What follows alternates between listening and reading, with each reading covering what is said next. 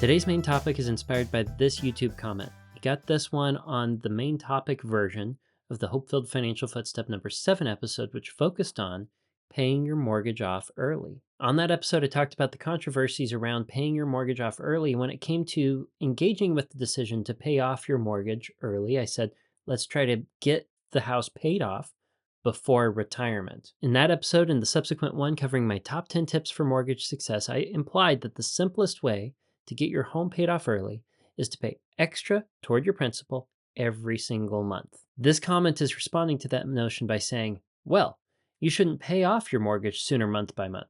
If you want to pay your mortgage sooner, it's better to put the money aside in a high yield savings account or, a bit riskier, put it on an index fund and then when you have the money, pay it off. This way you will pay it even faster since your money is growing while you're saving, and when you finally have the same amount of money that you owe on your house, you can reassess what's better for you to pay it off or keep the mortgage. Okay, let's dig into this comment a little bit. The theory behind it is if you have a high yield savings account that gets a larger interest rate, a larger growth rate than your mortgage's interest rate, it makes sense to invest there, let the money grow faster than the money's being charged from you through your mortgage, and then at some point, earlier than would otherwise be possible, you take a huge chunk, you pay the mortgage off all at once. And I want to highlight that the goal here is still the same. We're comparing two different paths with the same goal to pay the mortgage off early.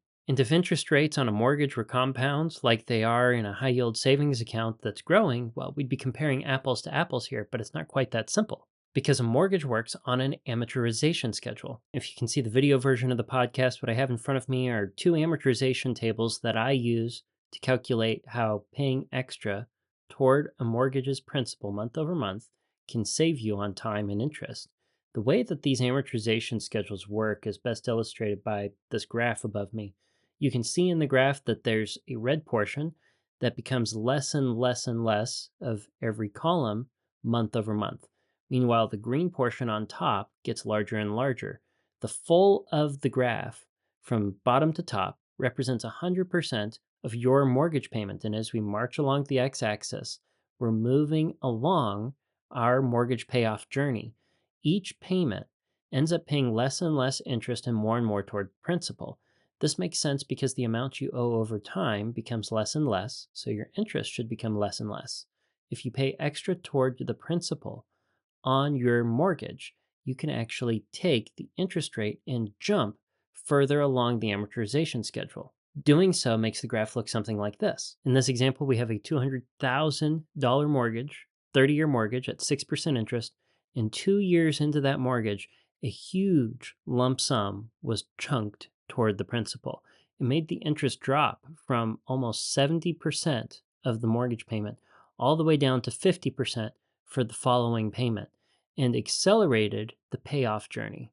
And for that reason, before we jump into the trade-offs between using a high-yield savings account or simply just paying extra toward the principal every month, you can see how paying extra toward the principal every month can reduce the amount of interest that you pay overall while simply leaving the mortgage alone, doing nothing extra to it, and saving in a high-yield savings account leaves you paying more interest than you otherwise would with the alternative plan. And then there's the question of how much does it matter if I have a 15-year versus a 30-year? How much does it matter if I have a 3% versus a 6% interest rate? How much of a difference does it actually make to follow these two paths? And is there a clear winner or are there trade-offs between the two? So let's explore some of the data that I mined with some hypothetical examples. We're going to begin with considering only 15-year mortgages at a 3% interest rate. The top row here is going to be the base case where nothing extra is done. That way we have a baseline to compare our results. The second row is going to be paying $200 extra toward the principal in the mortgage every month. And then the bottom two rows are going to take that same $200 and instead of paying extra on the principal, we're going to be putting it in a high yield savings account. The first one gets 4%. The second one gets 5%. Now pay close attention, the interest rate on the mortgage is 3%, meanwhile that on the savings accounts here are 4 and 5% respectively.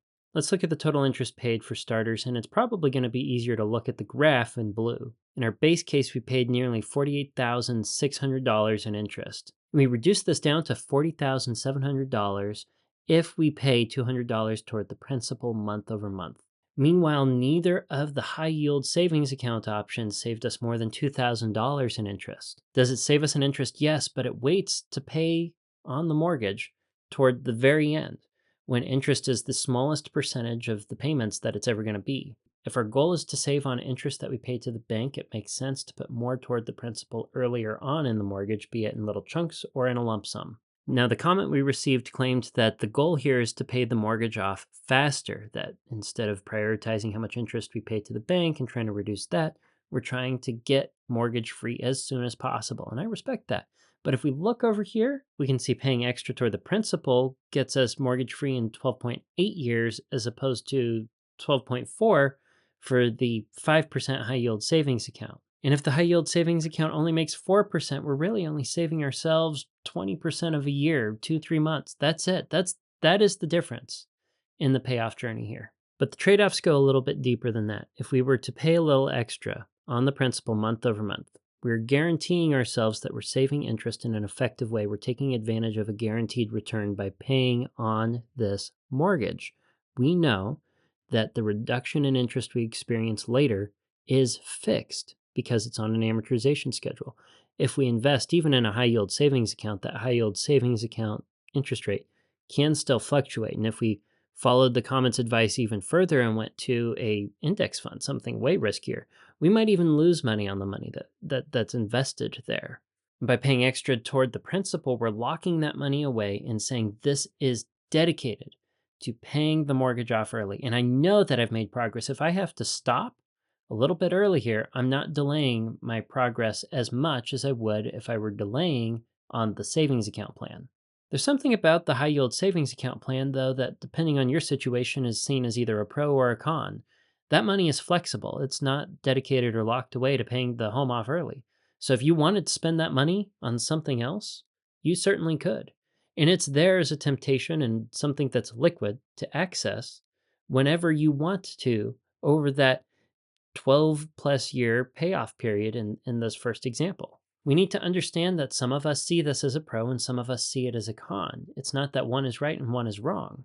It's that they are different. Now let's consider the same example with a 30-year mortgage and see if the numbers come out any different. Shifting our $200,000 mortgage from 15 years to 30 years and leaving the same 3% interest rate has a payoff journey, paying extra on principal, of 21.8 years, and we only pay $72,644 in interest. The base example has us spending over $100,000 in interest and naturally takes 30 years to pay off. If we use the high yield savings accounts, we're going to be paying somewhere between $90,000 and $93,000 in interest, but we do pay the home off earlier than the principal method. In fact, the 5% high yield savings account now saves us more than a year. In the principal only approach, we get to pay off the mortgage in 21.8 years. The 5% high yield savings account is 20.4 years. But that again assumes that you're actually going to stick with the plan to dedicate that savings to the payoff of the mortgage, and you engage with it as soon as the balance in your savings account equals or exceeds the amount you owe on your mortgage. Okay, we've seen some trade-offs that exist in a couple scenarios, but I want to see if we change the amount that we're putting toward principal or savings. If we up it to $500, does that widen or shrink our trade-offs? Without getting too analytical, I think it shrinks the trade-off measurement when it comes to the 15-year mortgage. For the principal-only approach, we pay off the mortgage in 10.3 years, putting $500 extra toward principal. For the savings account, it's 10 to 10.2 years. Okay, we're fussing over 1 to 4 months difference here. And for total interest paid, putting extra toward the principal still wins out, and the difference between that and the savings account method is about 10 grand. You pay $32,700 in interest if you are putting extra toward principal month over month, and you pay just shy of $43,000 in interest total if you use either of the savings accounts. Shifting now to the 30-year mortgages, we can see that the high yield savings accounts can have us paying off the mortgage 6 to 14 months earlier than the extra on principal method. Paying extra on the principal has us paying off a 30-year mortgage in 15.6 years, and the savings accounts varied between 14.4 and 15 years. Putting 500 extra toward principal every month has us cutting our interest in half from the baseline. We're now paying 50 grand in interest over the lifetime of the mortgage. The high yield savings account options, though, still have us paying between $71,000 and $74,000 in interest. All right, the trade-offs between our two paths seem to be qualitatively about the same, and I want to emphasize that the path only makes sense to use the high yield savings account if your goal is absolutely going the fastest route possible and that you have the discipline to leave that money alone. If your high yield savings account, however, doesn't have enough of an interest rate to beat that of your mortgage, there is some point of break even where it's a wash. Just to quickly illustrate this, let's consider a 30-year mortgage with a 6% interest rate, and the extra over and beyond is going to be the $500. Well, the baseline mortgage is going to be costing us $231,000 in interest, but paying that $500 extra per interest every month cuts that by well more than half. Now we're only paying $102,000 in interest. But if we look at the savings account route, we still save interest, but we're still paying more than $162,000 or $166,000 in interest. That is 60 to 70% more interest than we would be paying if we were going with putting that $500 extra toward principal month over month. And note here, because the interest rate on the mortgage is high enough, it takes longer to pay off the mortgage through this route.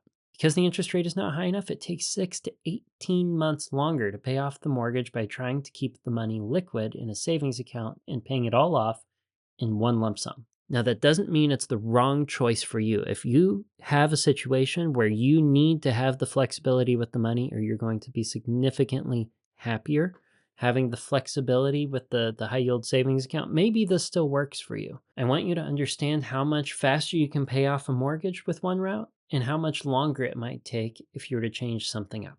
Going back to the comment that inspired today's episode, you can indeed pay your mortgage off faster if you were to go with a high yield savings account approach if it makes more than the interest on your mortgage, given the illustrations that we looked at. However, there are still trade-offs that could make paying extra on the principal instead the wiser decision, the simpler decision, or the one that makes sense for you. I disagree with the commenter here that everyone should go through the high yield savings account when the interest makes sense, because the trade-offs here make it so that it's not dumb to still pursue paying extra on the principal month over month.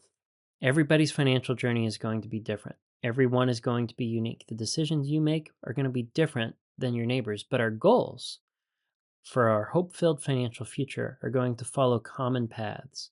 And the common path here today was getting the mortgage paid off early. I had fun putting this illustration together for today's episode, and I hope that you found it informative, educational, and inspiring. If there's something that you think I missed in this comparison here, or a third path that you'd like to introduce to the listeners, please tell us about it in the comments below. And until next week, until next Tuesday, budget bravely and enjoy your hope-filled financial future.